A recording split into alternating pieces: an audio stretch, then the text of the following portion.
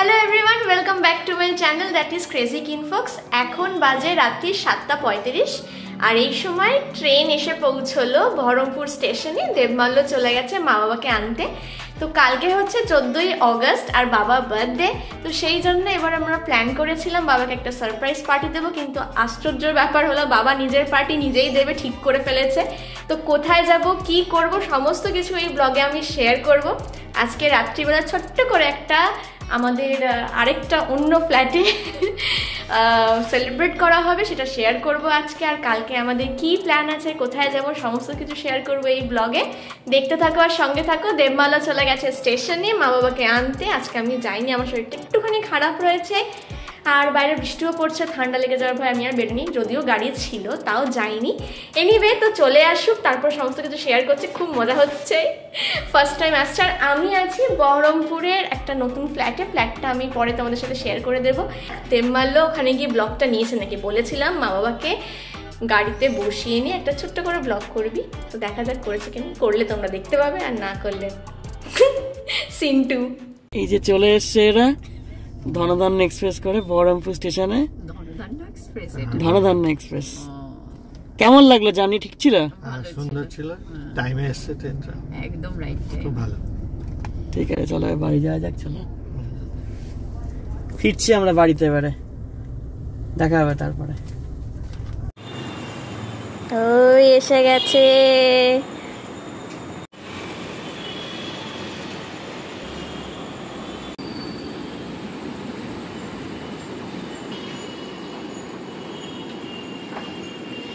Hello hello, উপরে উপরে। Hello বুবু।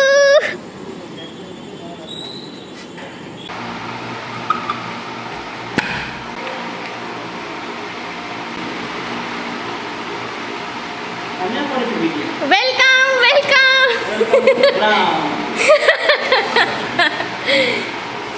এসো এসো এসো।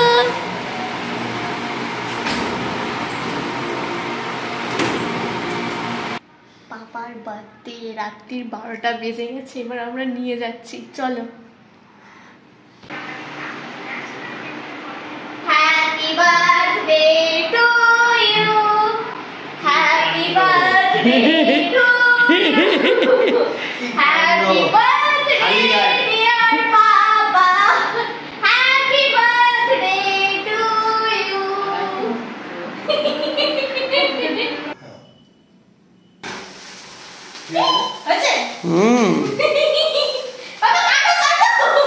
Happy birthday to you, happy birthday to you, happy birthday dear papa, happy birthday to you. অনেকক্ষণ চলো, বুটি ঢোক না, তুই তো পুরো বেরিয়েই গেলি।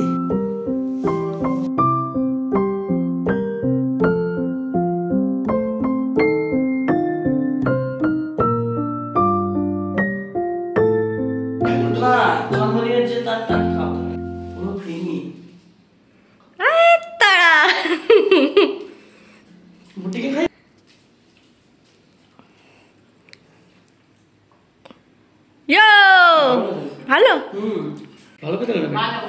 কেমন লাগলো পাপা? ভালো, কোনো ডেকোরেশন নেই আই নো, বাট স্টিল ভালো লেগেছে। কেকটা খালো? হ্যাঁ, অ্যাকুমুলেটিং ওয়ার্ডস। যখন এত রাত্রে পর্যন্ত আলো জ্বলছে তখন আমি ভাবছিলাম যে 12টা পর্যন্ত কিছু ব্যাপার আছে। এটা প্রতিবার বুঝে যাওয়া যায়। হ্যাঁ, তো বোঝা যাচ্ছিল, এতক্ষণ ঘুমিয়ে পড়া হতো। কেকটা বুটে বেশ ভালো খেতে, বেশ ভালো খেতে লাগলো আমার আফটার টেস্টটা।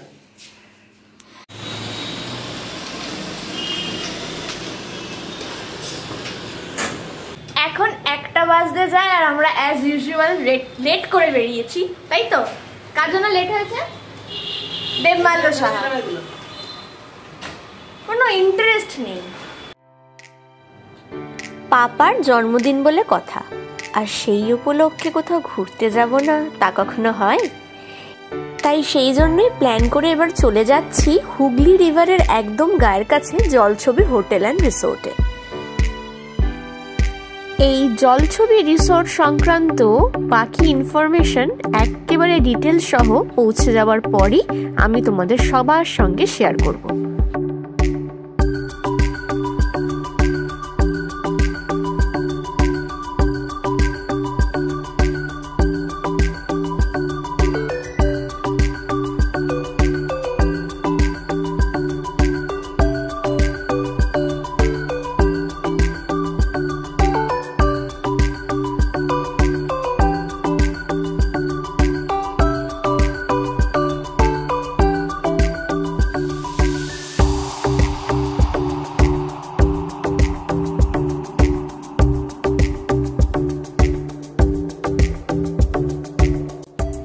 রিসেপশন এরিয়াতে প্রবেশ করতে দেওয়া হলো আমাদেরকে চিল্ড আম পানার শরবত। আম নিয়ে এই রিসোর্টে একটা বড় সংযোগ আছে, সেটা কি একটু পরেই সেটা নিয়ে তোমাদের সঙ্গে শেয়ার করছি।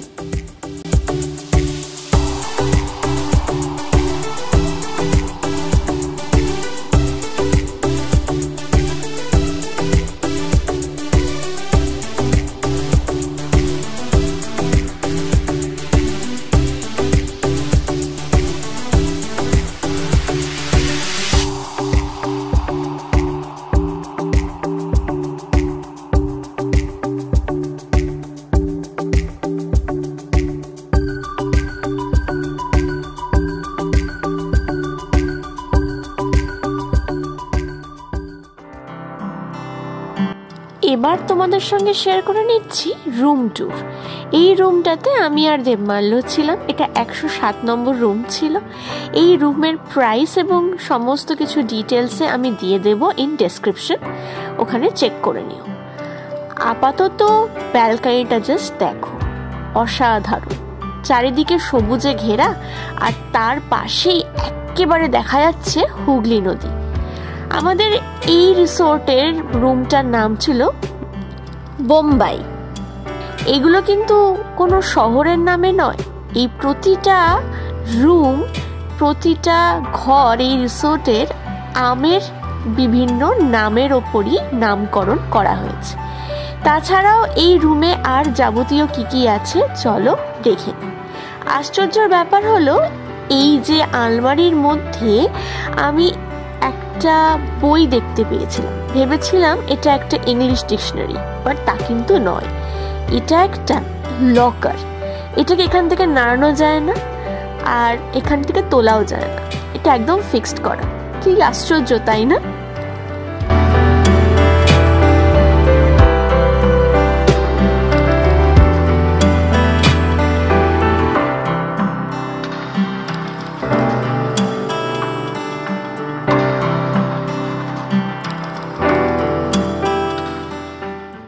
এইটা পাপাদের রুম, অ্যাবসলিউটলি সেম যেরকম ছিল, শুধু উল্টো দিকে একখানা ছবি। এদিকে নদীর ভিউ,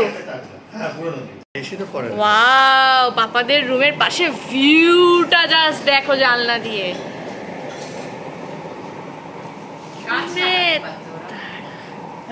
তাদের আছে নবাব পছন্দ, নবাবের পছন্দ। আজকে পাপার বার্থডে, তাই জন্য পাপার পছন্দ। হ্যাঁ, এখানে প্রত্যেকটা বিল্ডিং হলো আমের নামে, সমস্ত বিল্ডিং আমের নামে।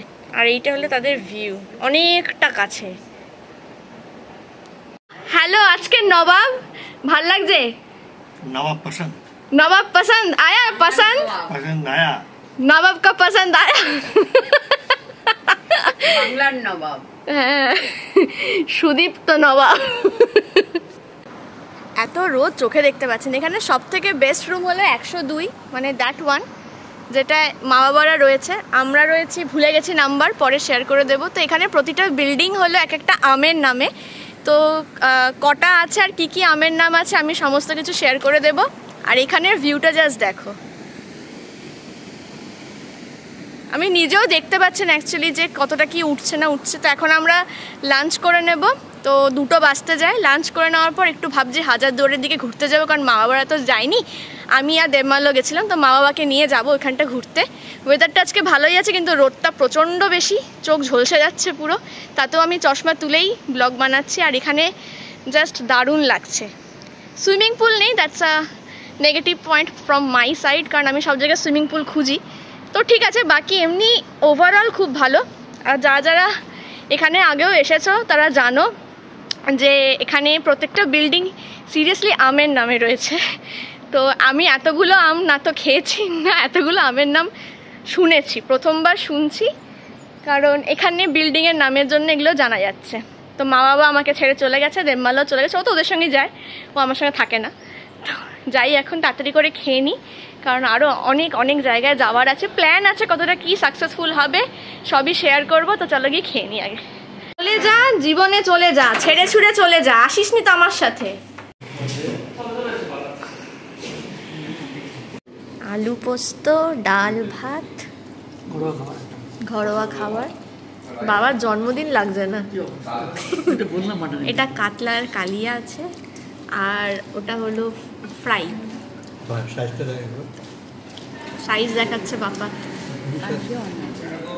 তো এটো করে দেখিয়ে দিয়েছে। কোথায় যাবেন পর খেয়ে দে?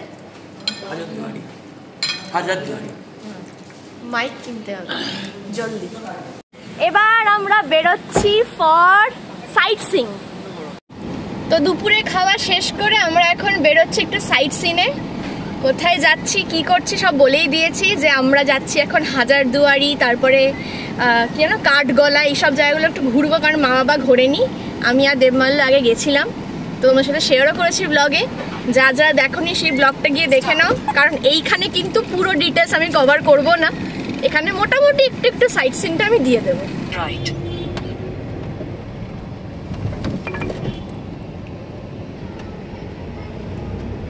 ওই যে হাজারদুয়ারি দেখতে পেয়েছি, চলো চলো চলো।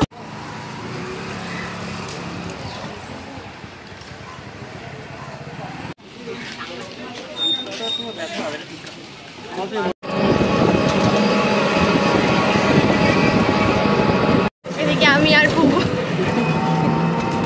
আগের বারে নিয়েছিলাম ঘোড়ার গাড়ি, আর এইবারে আমরা চড়েছি সবাই মিলে টোটোতে। টোটো করেই এবার টো করে ঘুরে দেখব এই মুর্শিদাবাদের বিভিন্ন হিস্টোরিক্যাল জায়গাগুলো। চলো তোমাদের সাথে আরেকবার পুরোটা আমরা শেয়ার করি।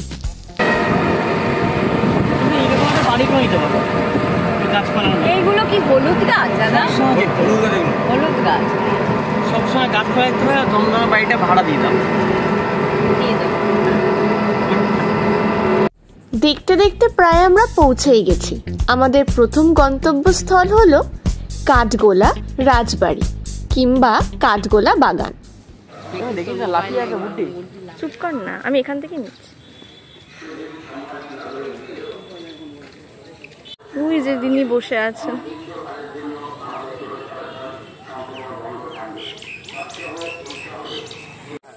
ওই দেখো কতগুলো। দরজার মুখে দেখবি লাফ মারবে বাবালি। তুই থাম তো, মোবাইল নিয়ে দৌড় মারবে।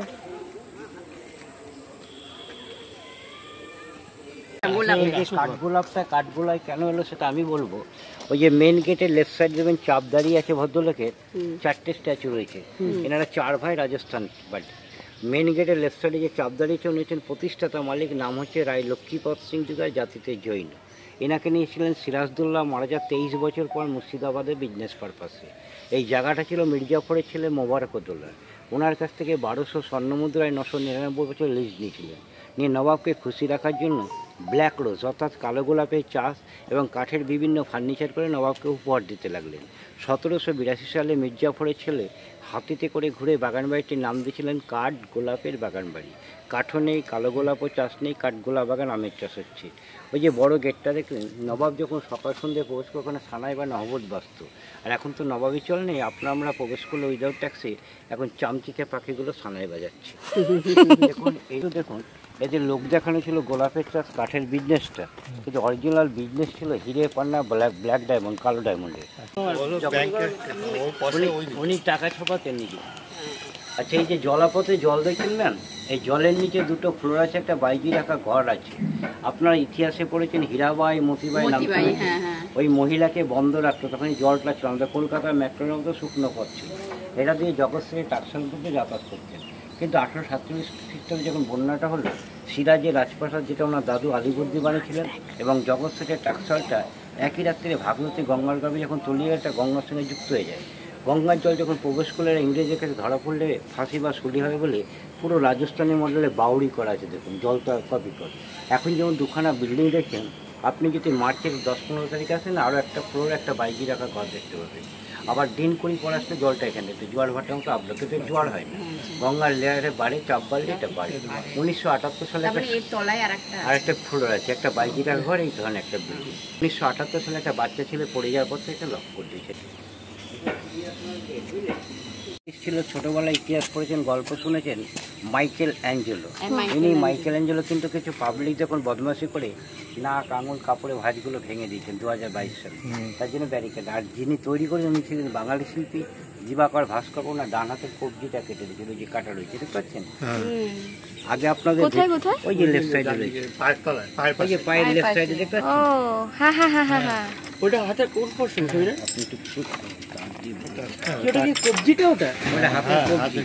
উনি তো বাঙালি শিল্পী ছিলেন, দিবাকর ভাস্কর।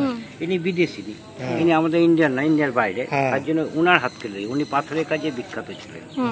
তবে জল চলে যেত, একটা ফ্লোরে জল ঢাললে 194টা ফ্লোরে জল চলে যেত। পাইপ লাইন ছিল, সব মোটা মোটা তামার পাইপ লাইন ছিল। কিন্তু এখন তো রামরাজত্ব নেই, এখন কামিনী গাছের জন্য বিখ্যাত।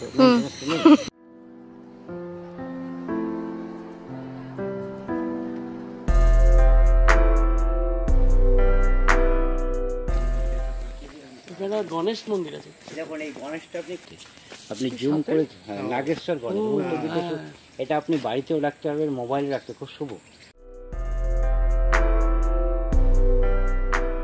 রাইট সাইডে মঞ্চটা দেখতে পাচ্ছেন, ওটা ছিল নাচমহল বা ড্যান্সিং গ্যালারি। ওইখানে যখন হীরাবাইয়ের মতো মহিলাকে নিয়ে নাচ গানে আনন্দ করতেন, ওই গোপন পথ দিয়ে আপনার এরকম ফাঁকা ছিল না, পুরোটা বেলজিয়াম গ্লাস দিয়ে ঘেরা ছিল, উপরটা সামিয়ানা দিয়ে ঘেরা ছিল। কিন্তু 1947 যখন ভারত স্বাধীন হলো, হিন্দুস্তান পাকিস্তান, তখন নবাব ভেঙে চুরে ফাঁকা মহল করে দিয়েছেন। আসুন একটা ছবি তুলে নিই। এইগুলো পুরো কাঁচ ছিল, পুরো বেলজিয়াম গ্লাস লাগানো ছিল, যে গ্লাস। কি হিস্ট্রি না এগুলো। আমি এখানে ডান্স করি। হ্যাঁ, গর্ত গর্ত দেখছেন স্যার? হ্যাঁ, ওগুলো আপনার এই করে, ওগুলো সব গালিচা পাতা ছিল, সেট করা। 260 বিঘা, বাবারে। দীক্ষা শিক্ষা দেন। এদের মধ্যে দুটো ভাগ আছে, দিগম্বর এবং শ্বেতাম্বর। ম্যাম এই ছবিটা তুলে রাখুন। দেখুন কুকুর বাহন, আমাদের ষাঁড় থাকে তো শিবের বাহন, এটা রুদ্র ভৈরব, এটা কোষ্ঠী পাথরের কাল ভৈরব। ছবিটা ভালো, দুটোতেই কুকুর আছে। এটা কাশিতে বেনারস, যেটা এই গাছটার বয়স হলো 150 থেকে 55 বছর। কিন্তু এটা একটা ফুলের গাছ। চাপা ফুল দেখে না, চাপা ফুল যেমন কাঁঠালি চাপা, স্বর্ণ চাপা ইয়েলো হয়, কাঁঠালি চাপা সবুজ, এটা হোয়াইট, এরকম সাদা। কিন্তু আর একটা আসছে যেমন স্যার, 1962 সালে বাজ পড়েছিল, 3টে খণ্ড হয়ে গেছে, তাও বেঁচে আছে। আপনারা সকলে ঢুকে থাকতে পারবেন, আসুন দেখেন। বাজ পড়েছে, গাছটা এরকম ডিভিশন হয়ে গেছে, বাপরে বাহ। দেখুন কিছু নেই, এটা ডালটা পড়ে গেছে, ইনি হয়ে গেছে, মূল কাণ্ড হয়ে গেছে। বাপরে, কত দূর অবধি পড়ে।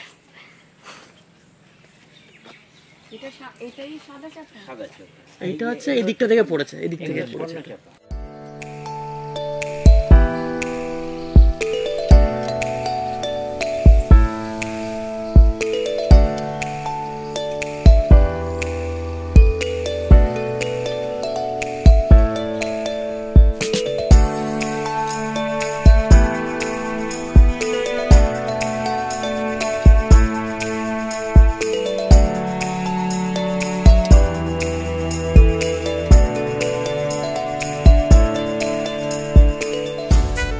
পরেশনাথের জৈন মন্দির। রাধা বন্ধু ঘন্টায় গলায় থাকতো বিশ্বের লকেট, শত্রুপক্ষ অ্যাটাক করলে নিজের জীবনকে বিস্ফানকে হত্যা হতে ঘন্টাটা বাজে অন্য পরীকে অ্যালার্ট করে। একটু দেখুন, কিন্তু পাথর নয়, এসব মশলা দিয়ে তৈরি, এরকম খসখসে ভাব দেখুন, কোনো সিমেন্ট বালি নেই। কি দিয়ে তৈরি? পাকা কলা, বালি, খয়ের, চিটেগুড় এসবকে জমিয়ে পচিয়ে এগুলো তৈরি করা। তখন তো সিমেন্ট ছিল না আপনার, এগুলো পাথর কেটেও নয়, সব এগুলো হাতের কাজ, শিল্পের কাজ। এগুলো বছর বছর তেল রংটা করা হয়, কেন বর্ষা বলে শ্যাওলা পড়ে যাবে তো তেল রংটা। এত ভালো যদি গাইড থাকে তাহলে গাইডেন্সের কখনো কমই থাকে না। যাই হোক, এরপরে আমরা দেখলাম পরেশনাথের জৈন মন্দির। এখানে ছবি তোলা বা ভিডিও করা একেবারেই বারণ। এটা দেখার পরে আমরা সিধে চলে গেলাম আমাদের নেক্সট গন্তব্যস্থলে, আর সেটা ছিল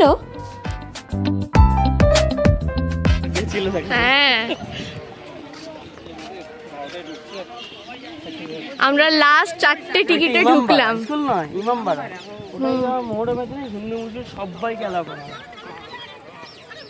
আমরা লাস্ট 4টে টিকিটে ঢুকে গেছি, তাই না? লাকিলি পাওয়া গেছে। প্রথমে বলছে 2টোই আছে, 4:30 বেজে গেছে, এখানে বন্ধ হয়ে যায়। তো লাস্ট দেখলাম যে 2টো টিকিটই বলছে, তো ভাবলাম মা বাবা যায়নি, তাদেরকে পাঠিয়ে দিই। হঠাৎ করে বললো 4টে আছে চলে আসুন। তো এটাও খুব লাকি হয়ে গেল, বল।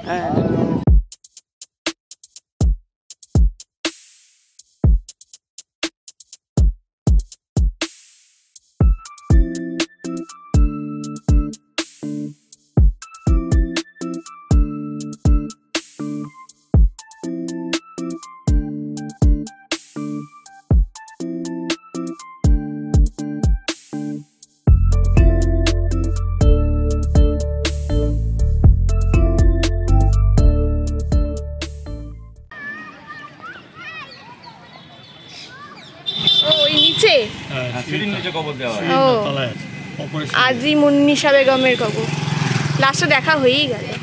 এটা ছিল মীর জাফরের নিজস্ব মসজিদ, আর তার পাশেই আমরা দেখে নিলাম মীর জাফরের বাড়ি, যার নাম হলো নমক হারাম দেওরি। এই সমস্ত ডিটেলস আমার অন্য ব্লগে আছে, দেখে নিও।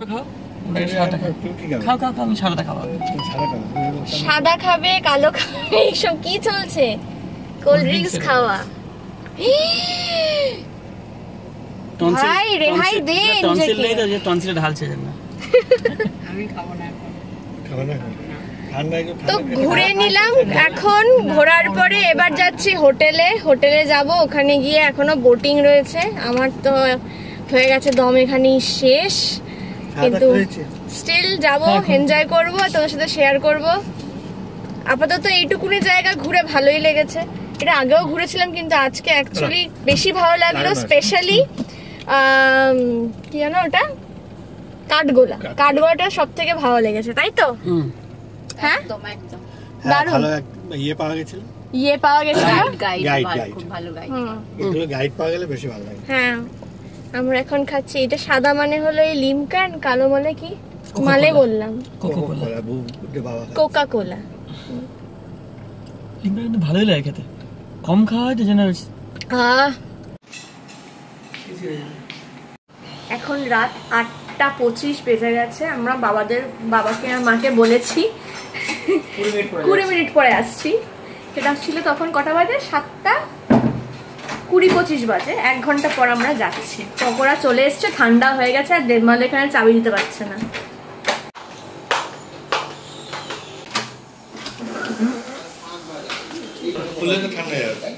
কি গন্ধ রে!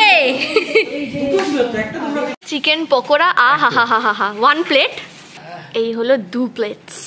এটা দিমু কিনেছে, কি সব অমলেট ঠমলেট। কি খাচ্ছ? চিকেন পকোড়াটা আমাদের মানে গাফিলতির জন্য ঠান্ডা হয়ে গেছে। ছোট ছোট পিস হতে পারে, কিন্তু খুব ভালো খেতে, খুব ভালো খেতে। চিকেন হরিয়ালি কাবাব একটু পরে খেতে স্টার্ট করেছি বলে ঠান্ডা হয়ে গেছে, বাট ভালো করেছে। একটু ঝালের দিকে, বাট ভালো, বেশ ভালো, খুব ভালো। আর চিংড়িটা তো বেশ ভালো ছিল, আগে খাওয়া গেছে আমার। আর কি কি আছে এগুলো? ওটা মনে হয় ফিশের কিছু একটা আইটেম না, ওই পারেরটা। এইটা চিকেন, হ্যাঁ, এটা মাছ, হ্যাঁ, এটা চিকেন, এটা জানি না, এটা মাটন হবে না। চিকেনের মানে অমলেট কিছুটা র‍্যাপ করা। ভালো ভালো ভালো খেতে। মাছগুলো মাছটা ওই মাছটাও ভালো, কিন্তু ঝাল আছে। একটু ঝাল দিই। আমরা তো একটু ঝাল কম খাই, সেই জন্য আমরা ঝাল ভালো লাগে না। সেটা গুটি তুই দিয়ে চলে এসে। আরে এটা চা বের কর, পেঁয়াজ দিয়ে ভালো লাগে খেতে। এত খেয়েও যার পেটে আরো খিদে, তার নাম হলো দেবমাল্য সাহা।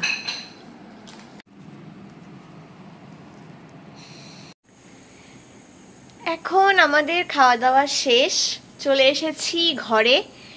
এর সাথে বাবার বার্থডেও শেষ হয়ে গেল, আর এখন আমরা ঘুমোতে যাব। অনেক টায়ার্ড, অনেকটা ঘুরেছি, অনেকটা জার্নি হয়েছে। খুব একটা বেশি ডিস্টেন্সে না হলেও, মানে আমরা যেখানে এখন আছি ইন্দ্রপ্রস্থ, সেখান থেকে এটার কিলোমিটার হলো কত কিলোমিটার হবে? 7 কিলোমিটার, 7-8 কিলোমিটার্স। অ্যান্ড আমাদের লেগেছে মোটামুটি ওই 20-25 মিনিট মতন আসতে। তারপর এখান থেকে তো হাজারদুয়ারি খুবই কাছে, 10 মিনিটের গাড়ি করে রাস্তা। দেখলাম, দেখালাম, শেয়ার করলাম। তো যাই হোক, আজকের ব্লগটা এখানেই শেষ করছি। কালকে আরেকটুখানি থাকবে ব্লগটা, কারণ আমাদের এখানে কমপ্লিমেন্টারি ব্রেকফাস্ট আছে, তো সেটা করে তারপর এখান থেকে বেরিয়ে যাব। অ্যান্ড একটুখানি সাইট সিনটা নিয়ে নেবো দিনের বেলায়। আজকে এটা ভালো করে কভার করতে পারিনি, কারণ একটা হঠাৎ করে সাডেন প্ল্যান হয়ে গেল হাজারদুয়ারি ঘুরতে যাওয়ার।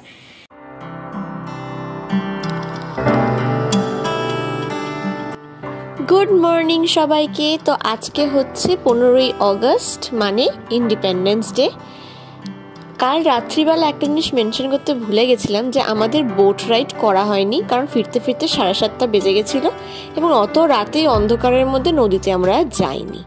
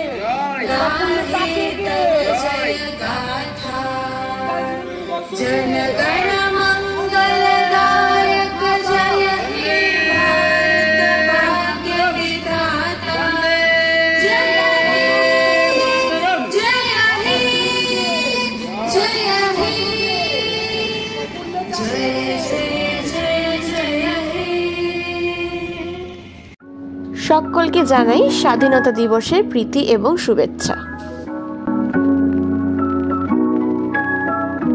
এরপর আমরা চলে আসি ব্রেকফাস্ট করতে। ব্রেকফাস্টে প্রচুর আইটেম ছিল।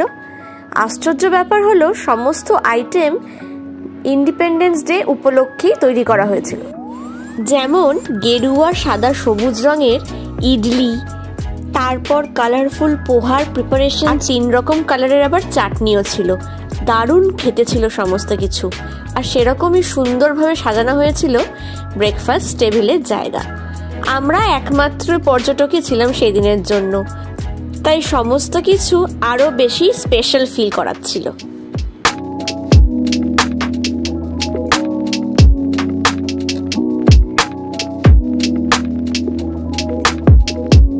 এরপর খাওয়া দাওয়া শেষ করে চলে যাই সাইট সিইং এর জন্য। সেদিনকে যে বোট রাইডটা করতে পারিনি, সেইটার একটা ছবি তুলে তোমাদের সাথে শেয়ার করে দিলাম। মিস করছিলাম, কিন্তু আবার আসবো এখানে, কারণ দারুণ লেগেছে এখানে। আর তখন না হয় বোট রাইডটা মানে ক্রুজ রাইডটা সেরেই নেব, আর তোমাদের সঙ্গে শেয়ার করে দেব।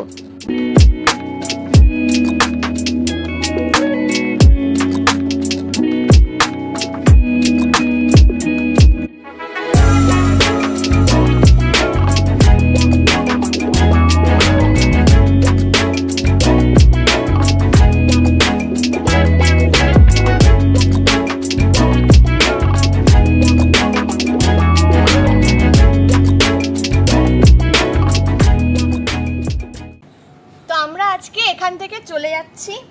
দারুণ লেগেছে এই রিসোর্টটা। সব থেকে ভালো প্লাস পয়েন্ট হলো এখানের খাওয়া দাওয়া। এতদিন এতগুলো রিসোর্ট আমরা শো করেছি চ্যানেলে, কিন্তু এই রিসোর্টের খাওয়ার ওয়াজ লাইক টপ নচ। তো এইখানে যদি আসতে হয় তাহলে ডেফিনেটলি আমার ডেসক্রিপশনটা ফলো করে নিও। এখান থেকে আমরা এখন বেরিয়ে যাচ্ছি, আমাদের চেক আউট হয়ে গেছে। এটা চেক ইন টাইম হলো সকালবেলা 12টা, দুপুর 12টা বললে বেটার হবে, অ্যান্ড চেক আউট টাইম হলো সকাল 10টা। তো ব্রেকফাস্ট করে ফ্ল্যাগ হোস্টিং করে আমরা এখন চলে যাচ্ছি একটা জায়গায়, দেখি ওটা যদি খোলা থাকে। আজকে 15ই আগস্ট, ভিড় হতে পারে, কিন্তু তাও আমরা একটা জায়গা কভার করার চেষ্টা করব। সেটা হয়ে গেলে নেক্সট আমাদের এখানে ব্লগ শেষ হয়ে যাবে। তো আশা করি এই ব্লগটা দেখতে ভালো লাগছে, আর কিছুক্ষণ অপেক্ষা করো, ওইটা কভার করা হয়ে গেলে এই ব্লগটা শেষ করে দেবো, আর বেশি বাড়াবো না। তো চলো সেখানে যাওয়া যাক। রিলাস কটেজ আছে আমাদের 8টা, তার মধ্যে সারাঙ্গা আছে, গোলাপ খাস আছে, আম্রপল্লী আছে, মনভোগ আছে, হিমসাগর আছে, তালা পাহাড় আছে। আর 3টে হচ্ছে আমাদের প্রিমিয়াম কটেজ, বীরা বোম্বাই আর নবাব পাসান। এগুলো হচ্ছে আমাদের ফার্স্ট ফ্লোরের রুম 330 স্কোয়ার ফিটের। রিলাস কটেজ হচ্ছে আমাদের গ্রাউন্ড ফ্লোরে, যেটা হচ্ছে 330 স্কোয়ার ফিটের রুম। আর এই রুমগুলো সব হচ্ছে ম্যাঙ্গোর নামে নেম আছে। জলছবি ঘোরা শেষ হয়ে গেল, আর এরপর আমরা চলে গেলাম মতিঝিল পার্কে, যেটা নাকি ঘোরার মতন জায়গা, কিন্তু গিয়ে দেখলাম ওখানে ঘোরার মতন কিছুই নেই। আমাদের হয়তো সেরকম কিছু ভালো লাগেনি, অন্যদের হয়তো ভালো লাগতেও পারে। ফাঁকা মাঠ ছিল, একটা ফল জু ছিল যেখানে বিভিন্ন ধরনের পশু পাখি ছিল। বাচ্চাদের ভালো লাগবে, কিন্তু বড়দের একজন মহিলা খুব সাহস নিয়ে বসেছিল সিংহের পেছনে, কিন্তু না, ওটা ফলস সিংহ। বাতাবি লেবুগুলো গাছে যেগুলো ঝুলছিল এগুলো কিন্তু সত্যিকারের ছিল, আর এই পুকুরটা সত্যিকারের ছিল এখানে, আর পানকৌড়িগুলো সত্যিকারের ছিল।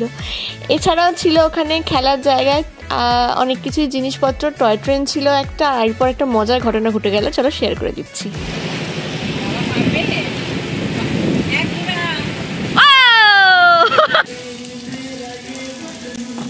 একটা ছোট্ট পাঁচিল টপকাতে গিয়ে মনে হলো দেবমাল্য যেন সব নিয়ে পড়লো। বাপ রে বাপ, এক্সপ্রেশন দেখো।